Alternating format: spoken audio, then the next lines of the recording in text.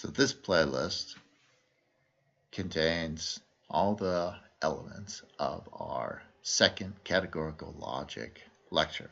And in that lecture, we're going to talk about how we modify our effective decision procedure in order to test for both Boolean and Aristotelian logic. And so we'll start by going over Aristotelian logic and then talking about our modified Venn diagrams for testing for validity in Aristotelian logic.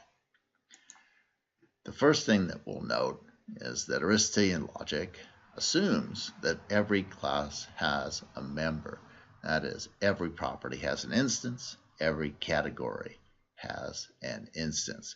And so, if we have an argument and a test valid in Aristotelian logic, but the class that we need to have a member is in fact empty, it's not a good Aristotelian class, then we'll see we commit the existential fallacy, and we'll talk about that. We'll talk about how we modify our standard form categorical statements in light of the Aristotelian assumption, and how we modify our effective decision procedure. And what we'll see is that because we're good logicians, we're clever, and we're lazy, and we realize that we don't have to worry about the conclusion diagram at all. Only have to worry about our premise diagram, and we only have to worry about the subject class. So all we'll be doing when we modify our standard form categorical statement diagrams, when we switch from Boolean to Aristotelian, is making sure that our subject class has at least one member. And of course, since we're doing direct inferences, we're going to be looking at modifying our diagrams when we have a premise or a conclusion that asserts that the standard form categorical statement is false.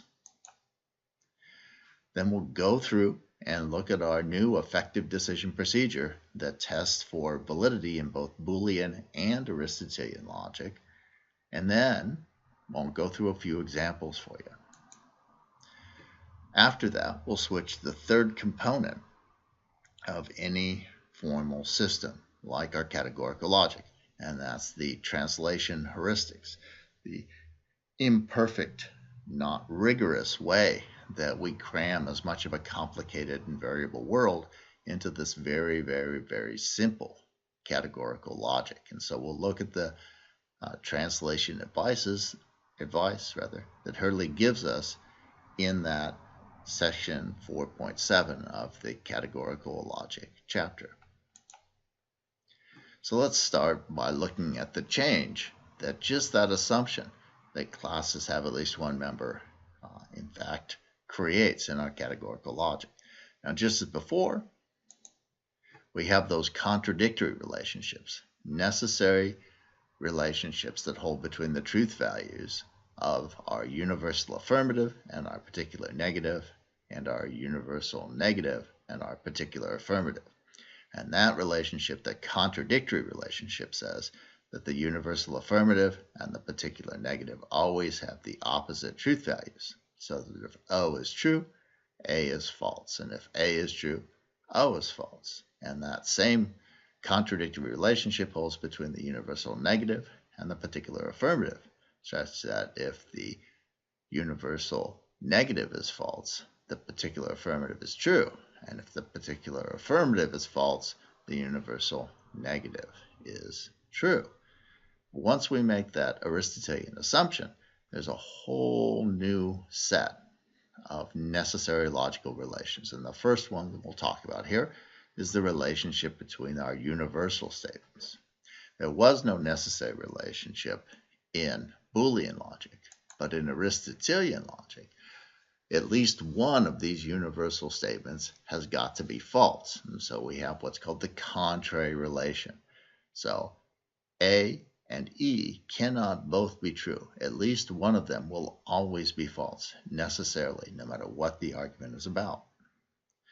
When we look at the bottom in our particular statements, we have the subcontrary relation.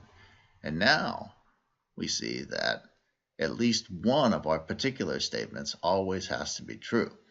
Which one? We don't know. Both of them could be true, but at least one of them has to be true. Finally, we have these relationships between our universals and their particulars, such that if our universal affirmative is true, our particular affirmative is also true. And this is called the subalternation relation, and it asserts that truth, as it were, flows down in our traditional square. If universal is true, the particular is true. And then falsity, it rises up. If the particular is false, the universal is also false. And we see that that relationship holds between our universal affirmative and our particular affirmative, and between our universal negative and our particular negative, so that if O is false, E is false. And if E is true, O is true. Now, with all these new necessary logical relationships, we're going to have many more valid arguments in Aristotelian logic, so long as those classes, in fact, have members. When we have an argument that's valid in Aristotelian logic, but it requires that classes have members and those classes do not have members, then we commit the existential fallacy. And so whenever we rely on the contrary, subcontrary, or subalternation relationships in a direct inference or later in a categorical syllogism, when the classes aren't good Aristotelian classes, they don't have existent members, then we commit the existential fallacy.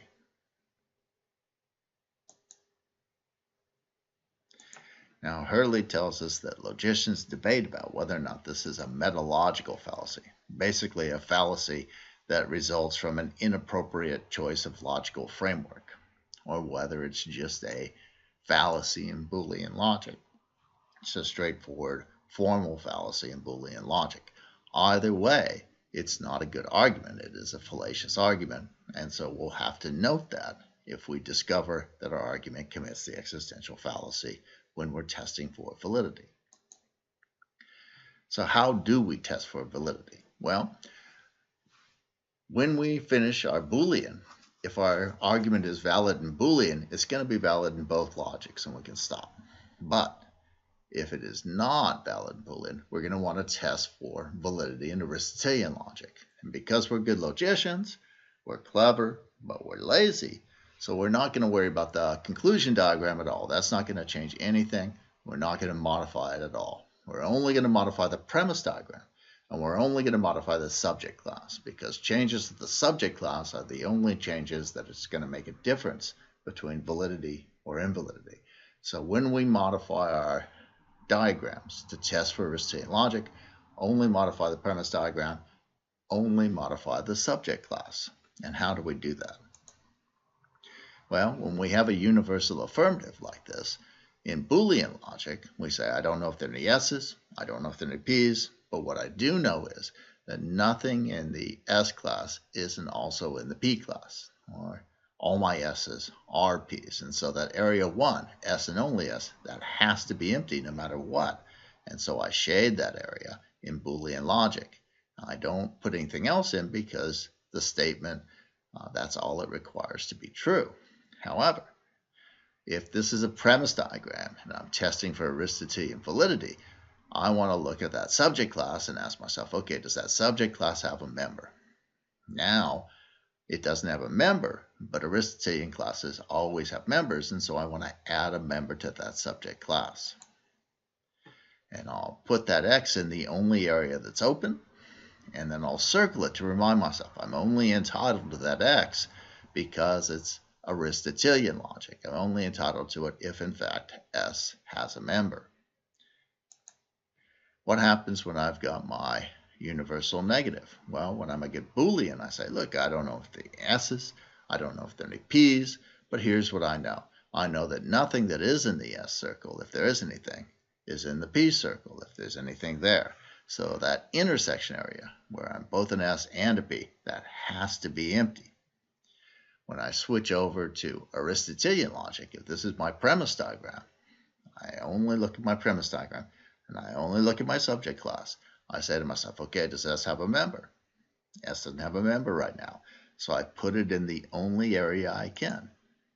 and I circle it to remind myself, hey, I'm only entitled to that X there because I'm making that Aristotelian assumption. I'm assuming S has at least one member. What about my particular statements? Well, in Boolean logic, I say, look, there's at least one S that is a P. So I put an X in that intersection area, that area that is both S and P. If that's my premise diagram, and I'm switching to Aristotelian logic from Boolean logic, I look at that diagram and I go, okay, S has a member, no worries. The same is true for my particular negative. If I'm a good Boolean, I say, there's at least one thing. It's in my subject class. It's not in my predicate class. So I put my X in that area 1, S and only S. If this is the premise diagram and I switch to Aristotelian logic, I then say, S already has a member. I only need to worry about the subject class of my premise diagram, and so I'm done. So our rule then will be I modify my premise diagrams for these affirmative categorical statements for the universal A and E. The other ones I leave alone.